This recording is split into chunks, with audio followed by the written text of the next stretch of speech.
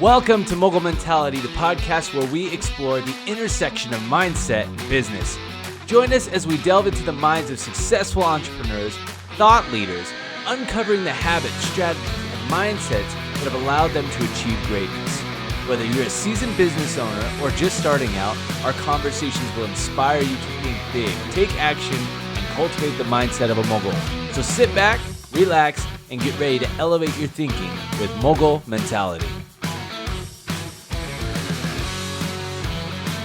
Welcome back, listeners, to another week of Mogul Mentality. This is Devin, Hubbard, and Jesse Fisco with you.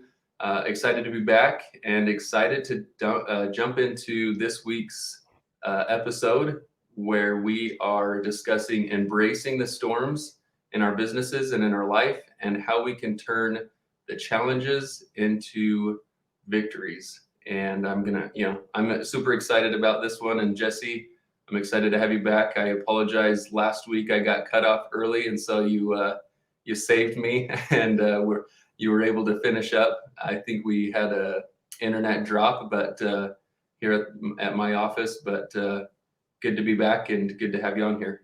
Yeah, man, absolutely. That's what good teammates are for, right? Embracing the storm in the podcast situation as an opportunity. That's right. Dude, I got a story. Something really quick that came to my mind as you were opening up about embracing the storm. I was recently out with a really, really close friend of mine, and we're helping them transition housing and make a move. And as we were out there, everything was a problem with this house. And this individual didn't believe that the seller of this house was being 100% honest. This particular person didn't believe that everything was being disclosed, and it was just all this chaos, all this emotion coming into this transaction, which led to the question of, do we even buy this house? Do we start over? Do we just stay where we're at and stop? Because there's all these things. Like, we got so granular in the details that we went back to the same situation 3 different times. Even though we were shown visually, we were hearing, we were like feeling, everything there was fantastic and no problem at all, but we kept going back. And I'm curious, as we go into this particular episode about embracing the storm, are we continuing to go back to the storm and looking at all the damage the storm has caused us, as opposed to actually looking at it and saying, I can get through this? And that was like an interesting segue into this show as I was thinking about it, because it was like all of these opportunities that were missed because blinders were on of this is a problem. And kind of leads us into today's episode more. Like, where are we looking at just the problem and not focusing on the opportunities that are happening all around us in our business, in our personal life, because we're just focused on the problem itself or the obstacle. Yeah. No, that's so true. Like, how many times is it just the perspective? Like, if our perspective is to find and nitpick every negative thing or bad thing, or, if it's unfamiliar or new to us, usually it's not a good emotion that's attached to that because we don't know. And so it oftentimes is, typically attached to fear. But it's like, if all you do is just sidestep one step, and you're like, okay, rather than looking at this as a negative thing, maybe all I do is just relabel it as opportunity. Okay, it's maybe a problem or a concern, but how easily can we address this and fix this and resolve this? Or is it really even a concern? Like, is it really even a problem? Or is it just an opportunity? If you're listening to this show, it's because you're a successful business owner or you're striving to become more successful. But guess what? Anytime you've experienced new success, it has brought new challenges. It's time for a change. Check out the Business Liberation System. It's the key to regaining focus and working on your business, not just in it. You see, as you experience more and more success, that success is bringing new things into your business that's taking away from your concentration, and it's costing you money. You're slowly going from CEO back to an employee, and don't let that catch you.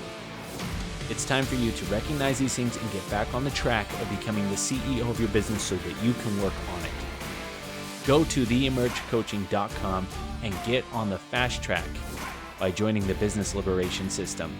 To get there even faster, click on the show notes and it will take you right to where you need to be. Success should bring freedom, not frustration. Let's get back to the episode. Is it just a reaction? Yeah. Right? Yeah. Your primary response is your nervous system kicking in, right? So then you've got to ask yourself, like, is this just my nervous system kicking in? Is this just an unconscious reaction to the situation? But we pay more attention to the primary as opposed to the secondary is the real thing that we need to be looking at and honing in on. Because the primary response, okay, let's get through it. But the secondary response is what are we going to do about it? Like, are we going to allow it to paralyze us from what we want, or are we actually going to reanalyze it? Because let's be honest, every time you or I will jump in a cold plunge, the primary response is, dude, don't. Like every single Yeah. time, right? Yep. You see But the then eggs floating on the top, and you're like, "Oh my gosh! Like, what am I doing?" All those ice second guesses, crackle and in. yeah, yep. Yeah, the person before you, like, and you're like, dude, like, no, that's your primary. But your secondary is, are you going to go in and still do it? Understanding the why behind it and the benefits, or are you going to talk yourself out of it? And that's a lot of the times, like a lot of times with businesses, something comes in, you get a phone call from a client, and your nervous system kicks in, and your primary response is, oh, dude, they're pissed. And it's an assumption, it's a filter.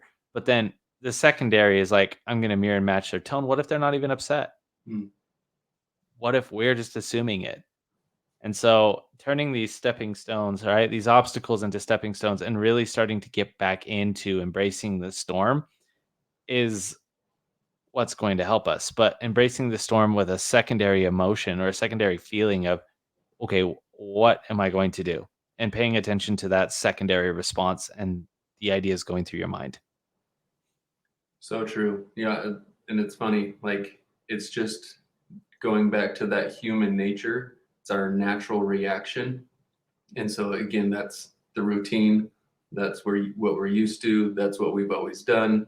But if we can be attentive and if we can be aware, okay, this is my normal natural reaction. How can I look at this differently? How can I recognize this is my reaction, but is it really that big of a deal? And once you just have that extra focus and awareness, like all it takes is just that one little shift, like we mentioned before, to totally change. Like the emotions might almost immediately change. The concern, or all these other things attached to it, whatever else is attached to it, could likely change drastically just by being more aware to that human nature and that natural reaction that we've always done, or maybe we learned from our parents, or maybe that we learned from someone else. And so we're just recognizing, okay, how can I tweak this just even a little bit to make this better rather than such a concern or worry. Yeah, exactly. And honestly, like going back to the story here of this individual that was looking at this house, what he or she may not have noticed is all of the opportunities that they were able to utilize, right? Okay, look, there's a leak here. Well, this leak can get us a reduction in your purchase price. This leak could get us in a better situation to buy the home, save you more money. There's all these things that could be a benefit, but it's shifting that mindset of like, is this truly a problem? Asking yourself, is this really a problem? Or is this just what it is? And it's up to me to figure it out. And it's an interesting balancing act back and forth of, okay, like what? what am I supposed to do here? Am I going to respond in the way that I want to respond naturally, like the unconscious response, or do I want to take an actual step back and realize that it may be different for me? Yeah.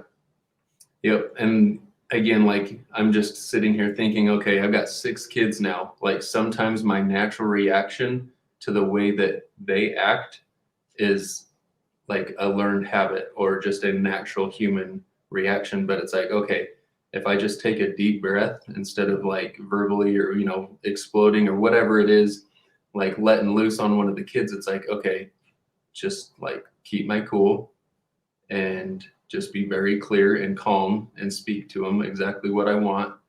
And that way, if I let loose on one of my kids, what's their natural reaction going to be? Right. Their guard's going to be up, and it's going to make the problem worse than it is going to make it better. From Absolutely. my 13 years of parenting, and so again, just being able to, again, not that I'm perfect at it, not at all, but I recognize those times that I'm like, okay, I'm gonna approach this differently than I might normally do it, and my results are gonna be much better than if I just blow up on my kid and now it's like, oh, now one of the kids is angry and runs down to the room, they're crying, and it's like, well, my natural reaction just made things 10 times worse. Right. So And what does that do in your business too? Like, I mean, think about it. You have something that goes wrong in your business or it pops up and you're like, "Oh crap, this sucks. Like this client's going to cut the deal." Let's say your salesman, oh, they called and they have a question. They might be backing out. Oh crap, right? Because in the past, somewhere along the lines when that question was asked, they canceled the deal. But where can you assess this and say, are they truly canceling the deal? And where can you create the outcome that you truly desire?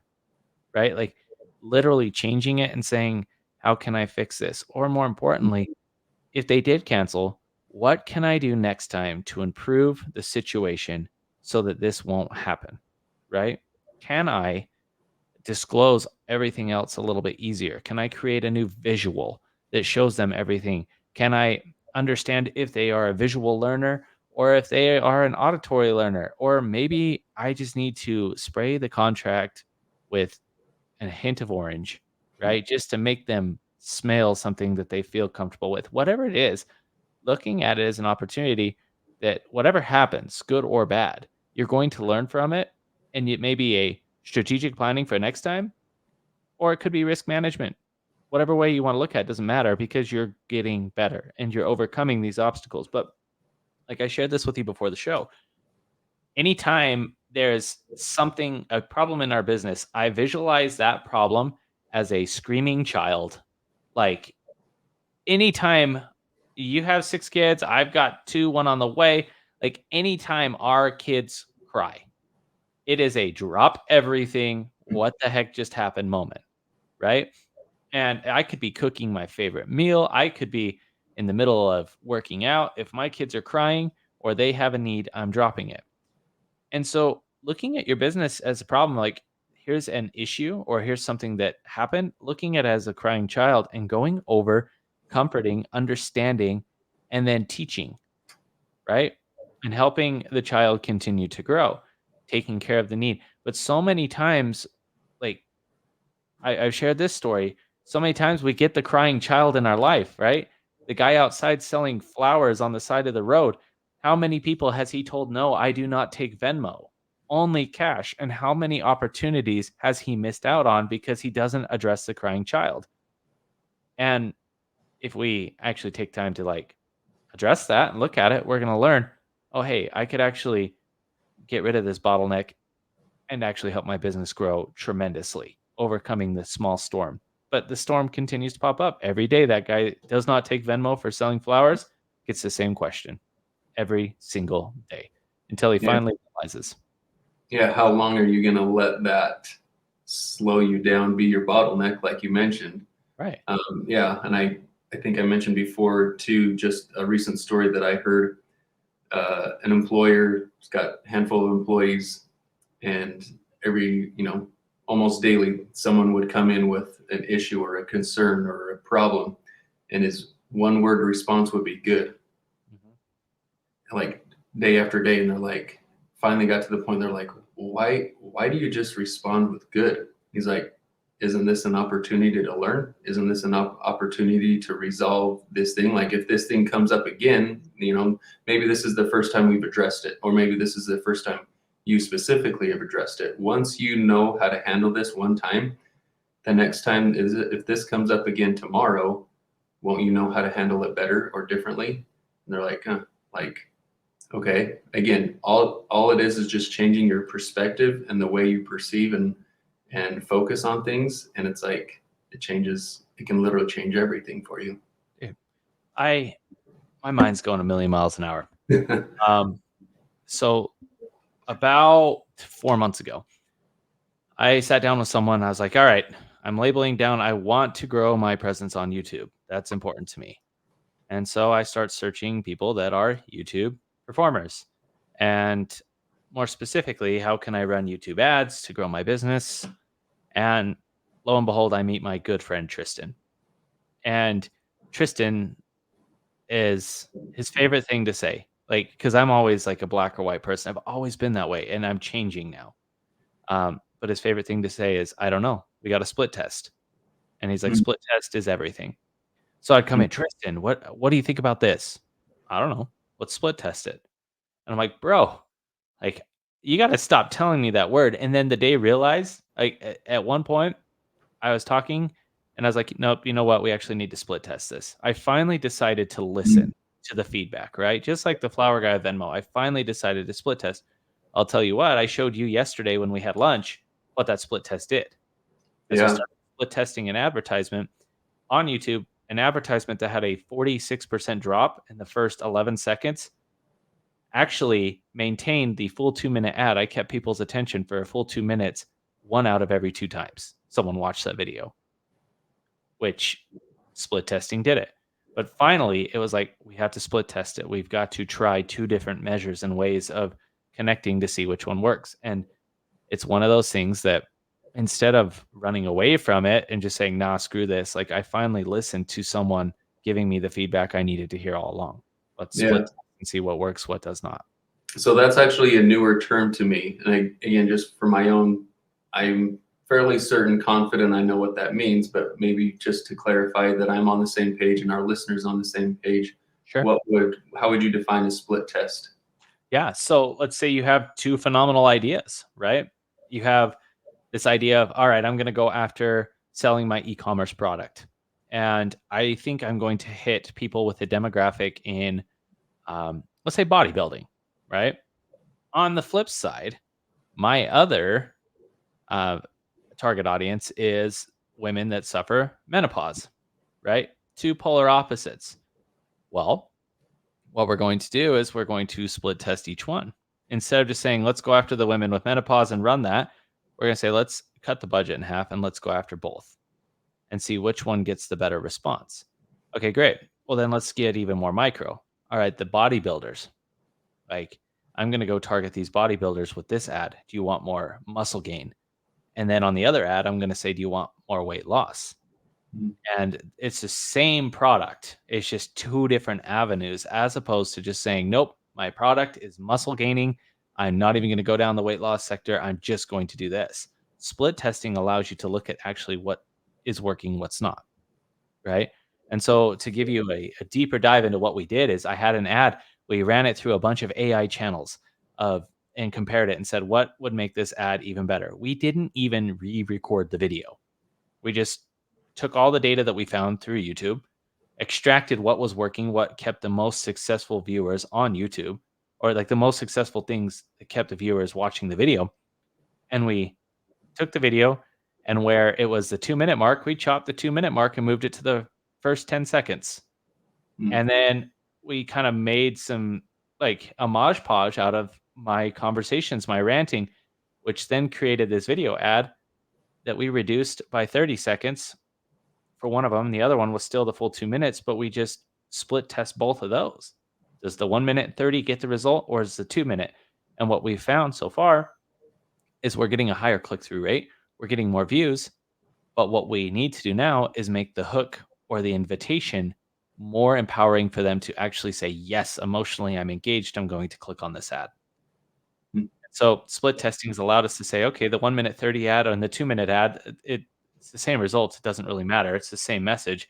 But both of them have shown us that neither one of those have gotten the next result of the phase, which is getting them to emotionally buy in. Yeah. And so it was a very interesting conversation because when I first came in with this guy, phenomenal, but he's like, yeah, you need to split test that. And it would just piss me off. I was just like, dude, stop telling me split test. Like, just tell me yes or no. And he's like, nope, we got split test. Now he's Yeah. become my best friend. Yeah. And so So, let's talk about that with your business. Like, let's split test the results. Your client calls and says, it's the end of the world. We're closing down our job. How are you going to split test your response? Right. Or what if a client calls and says, "Hey, your product's not working." What can you split test to see which one measures? Maybe on one column you write, "Okay, I'm going to mirror and match the energy and be very pessimistic." And on the other end, I'm going to change and reframe and see which one works, and then tally it up. I guarantee, though, that you'll find that the reframing is going to keep and retain more business as opposed to emotionally reacting based off their emotions. yeah, 100%. No, I'm glad you specifically brought up reframing. That's probably one of the best words we could use. And again, as you and I have been into these trainings for years and years, it's like the words that we use are so important. So again, like not only the way we react, the topic of our show today, but the words that we use when we react are so incredibly important too, because you can automatically just let those emotions kick in, and now it's all these negative words, swearing, whatever, reaction, and it just at that point you're probably just making it worse. Yeah. Instead, you're like, okay, again, taking that deep breath, or you take a step back, you reframe. How can I look at this differently? And how can I turn this into an opportunity versus, an issue? Yeah. One of the most important things I've implemented for myself is asking the question, how can I make this easier? Mm. Even in conversations, how can I make this awkward conversation easier for me? Yeah. Right. And as I've asked myself that question over and over, things have just come to my mind. Like, here's it. Dude, I can go down a rabbit hole here. I'm so excited. Let's do Rolling it. up my sleeves. I'm ready to go.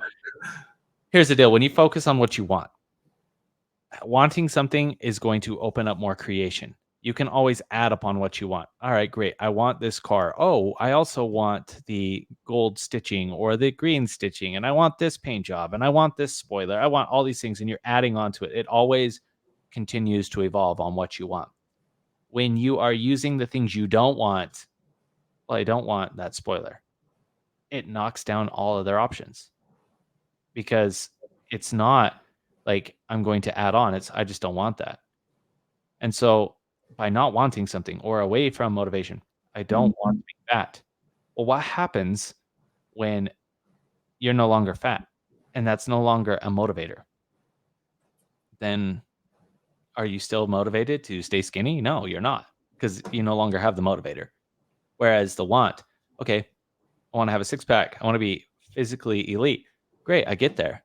Well, now I want to make sure I'm elite in my cells and my genetics and my, I want to dunk it. I want to, whatever it is, like throw down a basketball at 5'10 at 33 years old.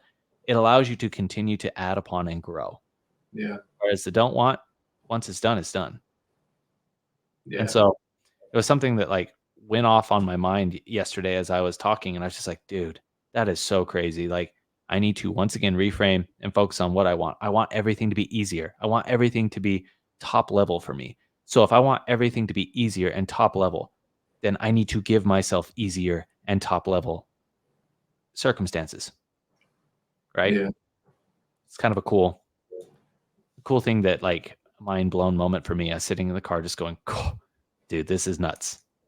Well, the thing I love about that too is it's literally us asking ourselves simple but very specific questions. Right. Like, again, like if you're to just ask yourself, like you mentioned, how can I make this easier in your marriage, with your kids, with your business, with your partner, with your health, like anything. Or, you and I, like this month has been one of the best months financially that I've probably ever had in business. And I'm asking myself these questions right now. Okay, what can I learn from this? How can I make this a monthly thing rather than just like an occasional random whatever thing? Like, how can I make this a consistent monthly type result versus an occasional, some might label it lucky or some might label it whatever. But Yeah. it's like, no, how can I keep that mindset, that focus, those intentions, and, that type of routine to make that a monthly result? Yeah. And I think it's Benjamin Hardy, what is it? Focus on what you want and the how will come. Mm, So then, okay, I want to have the greatest months. Like I want, like, let's say you made $500,000 this month. I want to make $500,000 every single month. What do I need to do? yeah.